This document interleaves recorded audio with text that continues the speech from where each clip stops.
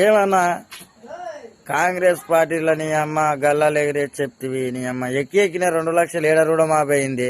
మరి దాని లెక్కనన్నా చూపెట్టే మా రైతులకు. నీ అమ్మ ఎంత న్యాయంలో ఓ 50,000 అయిందంటే నమ్ముతారన్న రైతులు.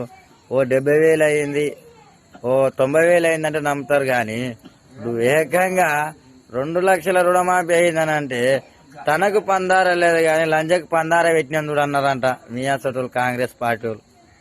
ఇంత న్యాయాన్ని కొడిగట్టిదేమి? ఇది తప్పుడు ప్రచారం చేయకూడదన్నా. నువ్వు ఇంటర్వ్యూ చేసింది బాగానే ఉంది, రైతులను తెలుసుకున్నది బాగానే ఉంది. ప్రతి రైతు ఇంటికాడ కాదన్నా తెలుసుకునేది, ప్రతి రైతుని శిల్కలకు పోయి తెలుసుకోవాలన్నా ఎవరైనా సరే. ఎందుకంటే రైతు ఎంత కష్టపడతాడు, వాడు ఎందుకు సాగు చేస్తున్నాడు, ఎవరి గురించి సాగు చేస్తున్నాడు అనేది ఇది క్లియర్గా బయట పడతాయి. ఆనా టీఆర్ఎస్ పార్టీ ఉన్నది, ఏ రైతుకి ఇంత అన్యాయం చేయలే. కావాలంటే రైతులను అడగండి, రైతుల సంజయ్ పెట్టండి, రైతులను పిలిచి అడగండి. కానీ ఎక్కిన 2 లక్షల రూపాయలు రుణమాఫీ చేసినావంటే ఏ మూలలాగా చేసినావు చెప్తే నమ్మేటోడన్నా ఎట్ట నమ్మాలి?